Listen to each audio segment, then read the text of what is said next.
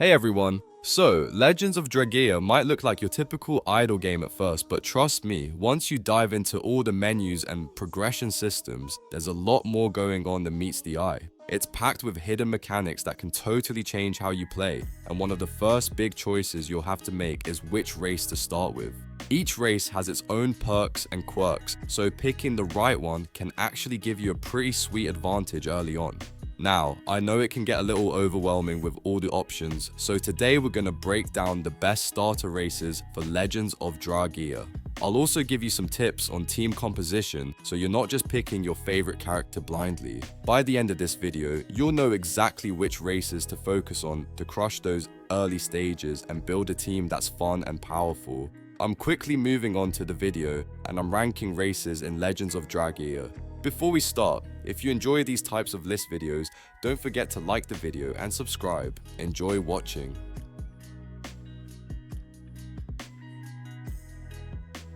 My friends, only 0.1% of viewers subscribe. If you like this type of content, please do not forget to subscribe to the channel. Thank you in advance for your support. The races in this tier are, in order from top left to bottom right, Shulkin. Ever wondered what it feels like to be a walking shell-covered fortress in Legends of Dragaea? That's basically what you get with the Shulkin race. These guys are the definition of slow and steady, sitting comfortably in the B tier as decent alternatives if you're looking for survivability rather than flashy damage numbers. They might not steal the spotlight like the S tier races, but when it comes to soaking up hits, Shulkin are basically hugging every attack with open arms. Well, shells. Shulkin shine because of their insane health pool. They can absorb a ton of damage, which makes them your classic tank. Plus, they have a naturally high chance to block attacks, so your party can rely on them to stand firm while everyone else gets to do the fun, damage dealing stuff. Strategically speaking, they are not the most exciting to play. If you enjoy mindless punching or flashy combos, this is not your crowd. But for those who love a solid defense, Shell can feel like a warm, cozy blanket in the chaos of battle. The key skill here is Shell Up. Seriously, this is the skill that makes Shulkin worth picking. It dramatically increases your block chances, which basically turns your Shulkin into an almost unmovable wall. On top of that, you might want to invest in Protect, which adds a barrier effect to your party members. This makes your Shulkin not just a solo tank, but also a supportive wall that keeps your whole team safer. High health, strong blocks, party protection. It's like having a mobile fortress with good intentions, so why B tier and not higher? Well, while Shulkin are tanks through and through, they just don't bring the damage or versatility of the top tier races. Choosing Shulkin means you are signing up for a slower, more defensive playstyle. You will survive more, but you won't exactly be blazing through dungeons. If you are patient, strategic, and love the idea of being the sturdy backbone of your team, Shulkin can be incredibly satisfying. Just don't expect fireworks. They're more like a slow, steady drumbeat in the background of chaos.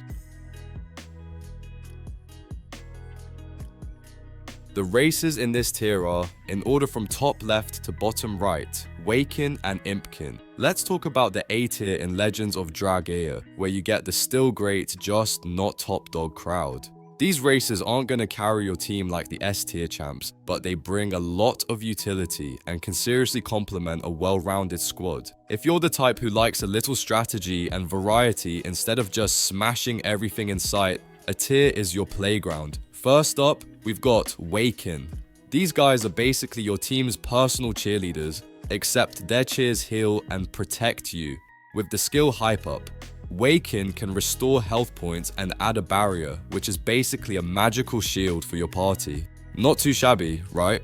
On top of that, Waken have a fun little bonus. Raids have a 25% chance to drop extra loot when they're around. Imagine healing your team while secretly doubling your treasure. It's like being the supportive friend everyone secretly loves in every dungeon crawl. The downside, they aren't exactly tanks, so don't expect them to shrug off hits like Shulkin.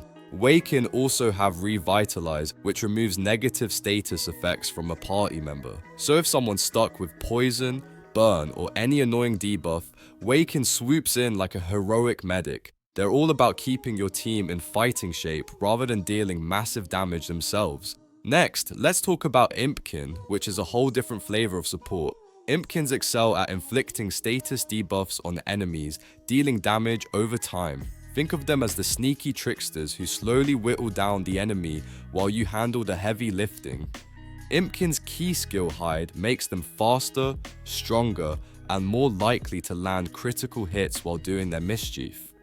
The catch? They're tricky to master. If you love the idea of high risk, high reward play, Impkin can be incredibly satisfying. Just don't expect them to be as straightforward as your tank or healer. So why go A tier? Simple. If you already have strong S tier races but want to diversify your team, or if you enjoy adding utility and flexibility to your setup, these characters are gold. They might not carry the team alone, but they make everything else run smoother, turn fights in your favor, and sometimes even sneak in some extra loot along the way. In short, smart, supportive, and a little bit mischievous. A tier has something for every strategy-minded player.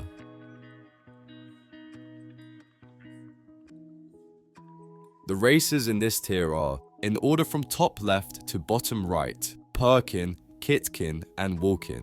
Alright, now we're stepping into the big leagues, the S tier of Legends of Dragaea. These races ain't just good, they are absolutely top tier, the kind of units that can carry your team through nearly every dungeon or raid. If you want efficiency, power, and a bit of show-off factor, S tier is where you live. First up, say hello to Perkin. These little guys are basically ninjas in a fur coat. They dodge attacks and traps like it's second nature, and on top of that, they pack a serious punch and damage. You can rely on Perkin to slip past danger and still hit hard when it counts. Their key ability, Triple Stab, is a solid pick thanks to its high accuracy. It's perfect for landing consistent damage on even the trickiest enemies. And if you want to mix in some nasty debuffs, Dirty Stab is your friend, giving you more control over the battlefield while still dishing out pain.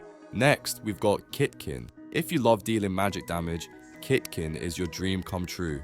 These guys excel at DPS, and they even have a chance, 5% to be exact, to double the power of a magical ability. That means your spells can hit like a mini meteor strike.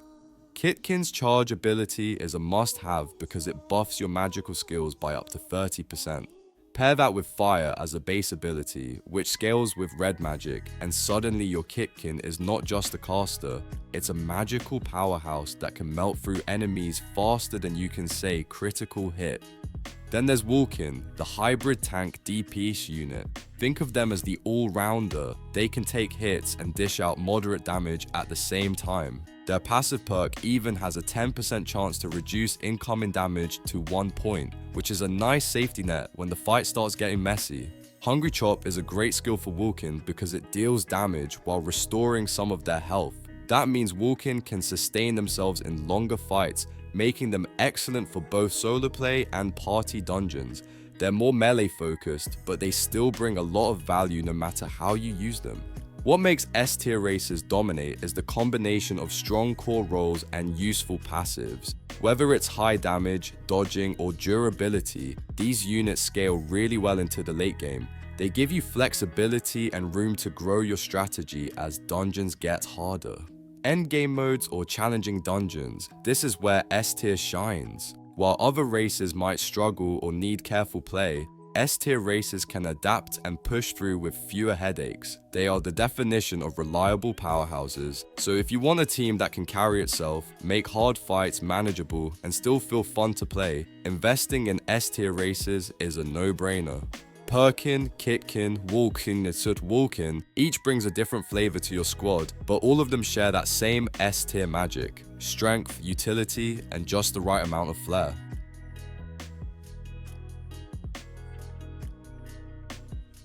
The video ends here.